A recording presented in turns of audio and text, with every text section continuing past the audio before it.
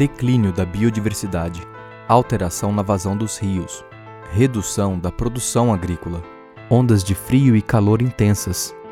O país já sente os desequilíbrios do clima no planeta.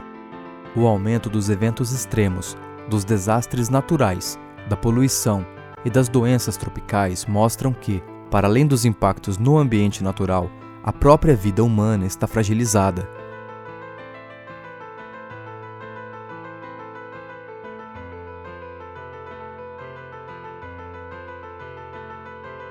Diante desta crise ambiental e social em que vivemos e dos impactos das alterações climáticas cada vez mais evidentes, os cientistas procuram entender a relação entre o clima, o bem-estar das pessoas e os efeitos diretos e indiretos na saúde humana.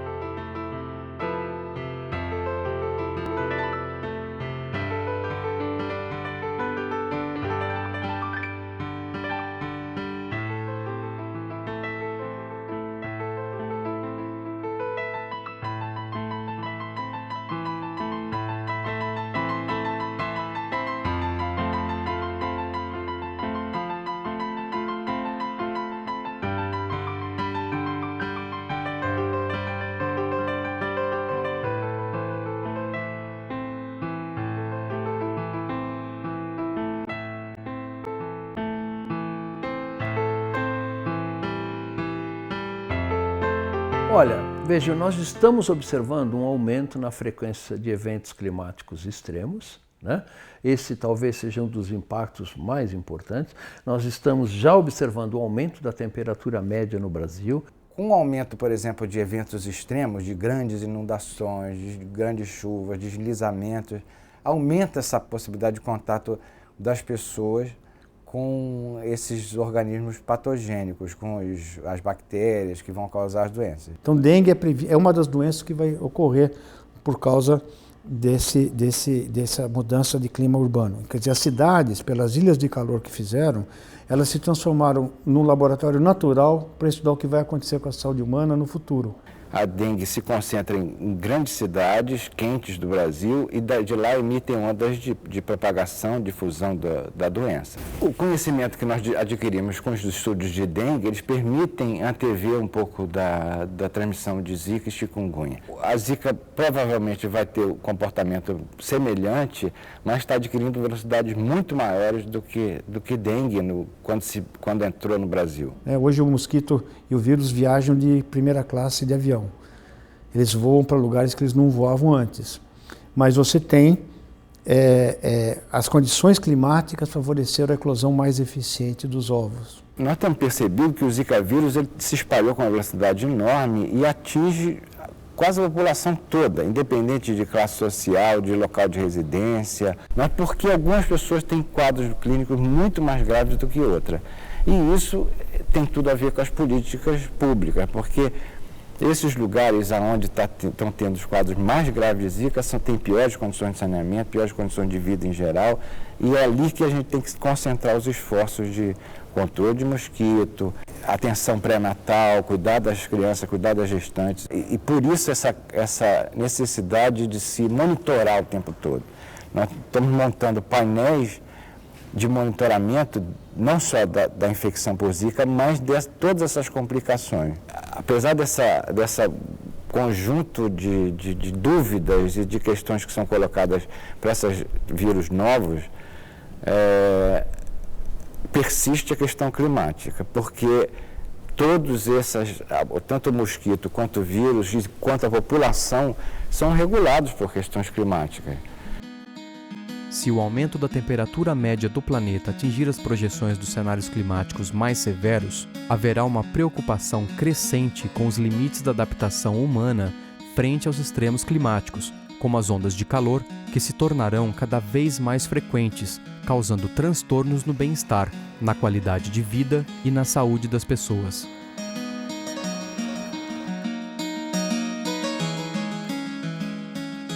Se você aumentar a temperatura média do planeta em 100 ou 200 anos, 4 a 7 graus, muitas zonas vão ter, no verão, muitos dias que a temperatura máxima vai passar de 37 graus muitos dias. 15, 20, 30 dias, que todos os dias a temperatura máxima estará por 3, 4, 5 horas acima de 37. Será que a gente se adaptaria a essa condição extrema? Então, nós mesmos temos um limite de tolerância para esse calor extremo. Então, o seu corpo pode ter uma temperatura aumentando até, você teria condição de febre e hipertermia, e você entraria em colapso. Então, esse é nosso limite de adaptação. Se, por acaso, em uma condição extrema de aumento da temperatura acima de 4 graus, então, algumas regiões já atingiria, em termos de temperatura bulbar, esse limite. Ou seja, morar em locais em que você ultrapasse uma temperatura média acima de 35 graus é uma dificuldade nossa de sobrevivência quando nós estamos expostos a essa temperatura. Isso já acontece em alguns países desérticos, tal. Mas aí vai ser um padrão mundial. Países latitudes médias vão ter. Então, essa temperatura, muitos dias acima de 37, ela ocasiona um estresse de temperatura no corpo humano que pode ser fatal para pessoas com saúde debilitada. O estresse térmico nada mais é do que a forma com que o seu corpo responde ao calor ou ao frio excessivo. E aí, uma vez que seu corpo não consegue responder de maneira adequada, vários outros problemas de saúde podem ocasionar. Por exemplo, exaustão física, fadiga, desidratação, colapso do sistema cardiovascular, tudo isso seria propiciado porque o seu corpo não consegue responder a esse calor excessivo. Esse é um limite de adaptação, que nós não... É difícil prever um limite de adaptação humana, né? Mas esse seria um.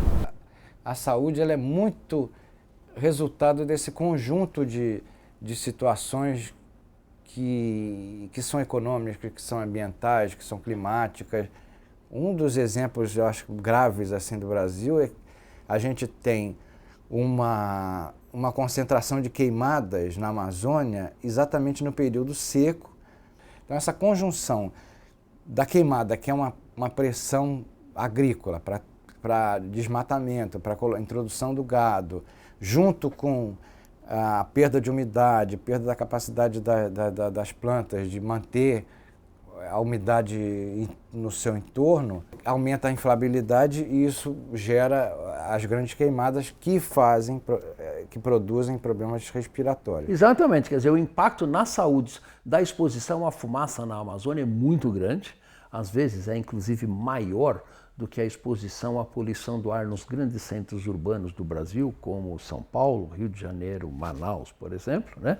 E é uma problemática muito séria e muito importante, porque você tem hoje cerca de 25 milhões de brasileiros que vivem na região amazônica e muitos desses brasileiros estão expostos a níveis de poluentes que são reconhecidamente danosos para a sua saúde. O que a gente está vendo é que a poluição ela é fruto da pobreza, de tecnologia defasada, de métodos ineficientes. A gente estima que por ano, né, morram prematuramente na cidade de São Paulo ao redor de entre 4 a 5 mil pessoas. Elas vão partir antes do combinado por causa da poluição do ar.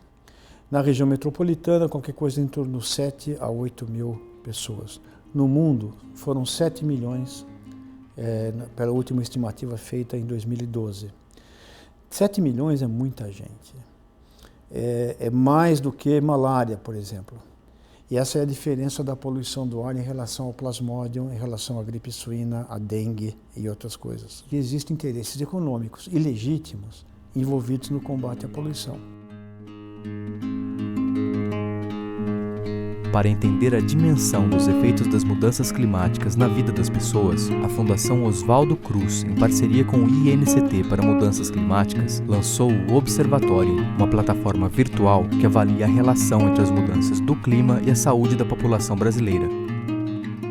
Nós trabalhamos com a ideia de sítio sentinela, quer dizer, em algumas cidades do Brasil, nós temos um olhar mais focado, mais detalhado, e conversando com as pessoas, com trabalho de campo, com entrevistas, com grupos focais, para entender naquela cidade qual é a relação entre a sociedade, o território e o clima. Por exemplo, em Manaus, a gente tem lá um sítio sentinela já funcionante há uns 4 anos, em que nós monitoramos o nível do Rio Negro, que todo mundo também pode saber qual o nível do Rio Negro, só entrar na internet a qualquer momento.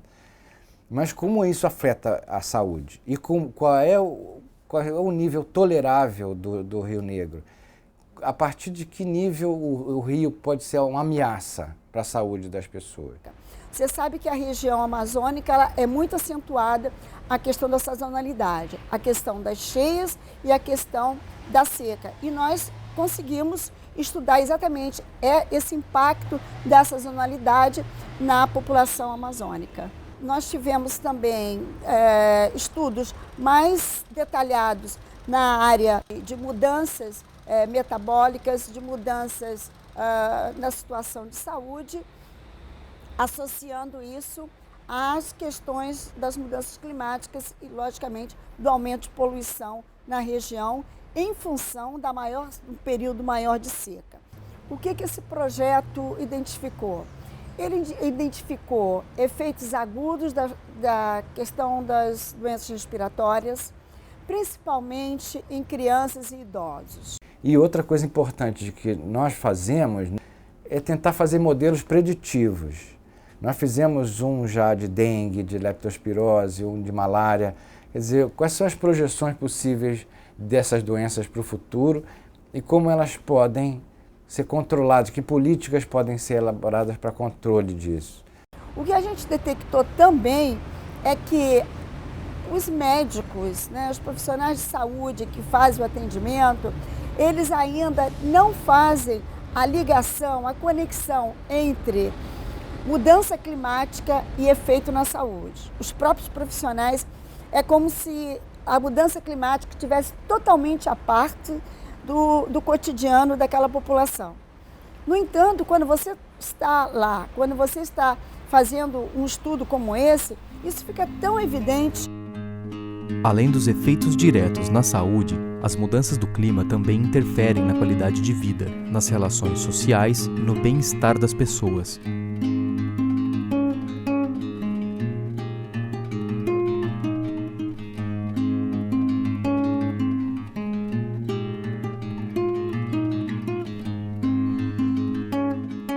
A gente está discutindo estresse, depressão, distúrbio bipolar, obesidade, baseado no quê?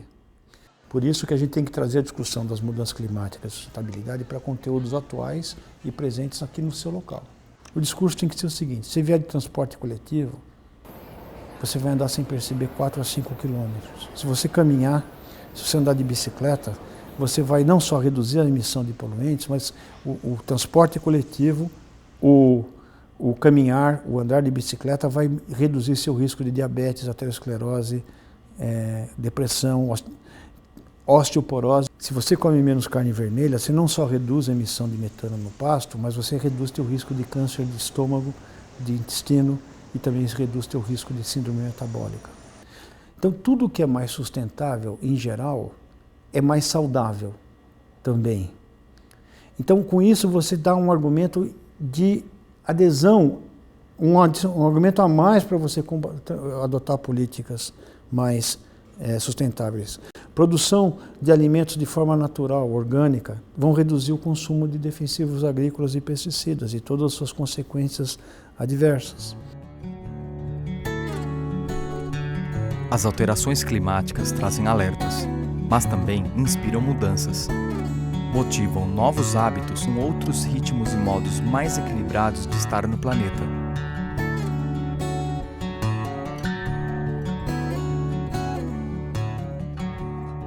A dignidade humana acompanha, anda de braços dados com a sustentabilidade, porque o homem não está fora do planeta, ele não está fora dos ecossistemas, ele faz parte integrante, ele é determinante da pressão e sofre também as mesmas consequências.